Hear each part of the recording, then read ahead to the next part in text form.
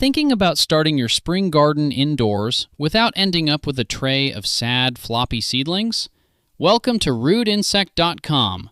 That is the dream, isn't it?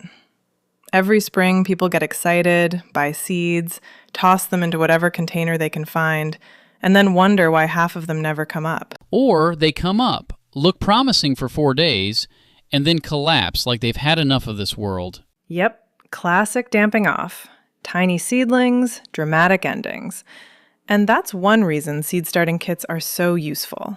They give you a more controlled setup for moisture, warmth, and light, which is really what young plants need most. I think that's the key word here, controlled. Spring weather is all over the place. One day it feels like planting season. The next day, it's cold and wet again. Exactly. Starting indoors buys you time. You're not gambling on outdoor conditions, and you can get stronger transplants before they ever hit the garden. Extension research has shown seedlings started in a controlled indoor setup tend to survive transplanting better. And honestly, that matches what most gardeners see in real life. So if somebody's shopping for a kit, what should they actually care about? Because the packaging always makes every kit sound perfect. First, tray and cell size. That matters more than people think. If you're growing squash or cucumbers, larger cells make sense because those seedlings get big fast. But for herbs, lettuce, or flower starts, smaller cells are fine and let you grow more in the same space.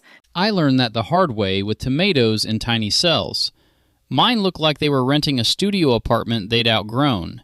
That's because you're cheap with potting space. I prefer the word efficient. Sure you do. The other big feature is lighting. If a kit comes with LED grow lights, that's a real advantage. And adjustable lights are even better because once seedlings emerge, you want that light close, around 2 to 3 inches above the tops. Too far away, and they stretch and get leggy. Which is the gardening version of a teenager slouching toward the fridge. Weirdly accurate. Humidity domes are useful too, at least at the germination stage. They help hold warmth and moisture in. But once the seedlings are up, you don't want to baby them forever. Too much constant wetness can create fungal problems. And that's where people overwater, right? Constantly. A self-watering kit can help with consistency, but even then, you don't want soggy soil. Moist, yes. Swampy, no. The general rule is water thoroughly, then let the top of the mix dry a bit before watering again. That balance helps prevent root rot and damping off. The article also touched on using actual seed starting mix instead of garden soil, and I'll back that up all day. Garden soil indoors is a mess. It is. It can carry pests, disease, and it compacts too much in small cells. A seed starting mix is lighter and cleaner. Then, plant the seed about twice as deep as its diameter, which is one of those simple rules people forget in their excitement. What about temperature? Because some folks have bright windowsills, but they're chilly. For a lot of vegetables, aiming for about 70 degrees in the soil helps germination. A heat mat can really help if your house runs cool. Then, once the seedlings pop up, light becomes the priority.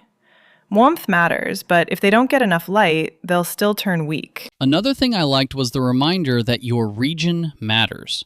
A gardener in zones 5 through 7 is working on a different calendar than somebody in zone 9. Right, and that's where planning tools can help. You want to start seeds at the right time for your zone, not just because the seed packet looked exciting in February. Start too early, and you've got overgrown plants indoors with nowhere to go. Which, for the record, I have done. I once had peppers living on a folding table in my laundry room for so long they looked offended. Plants do judge us.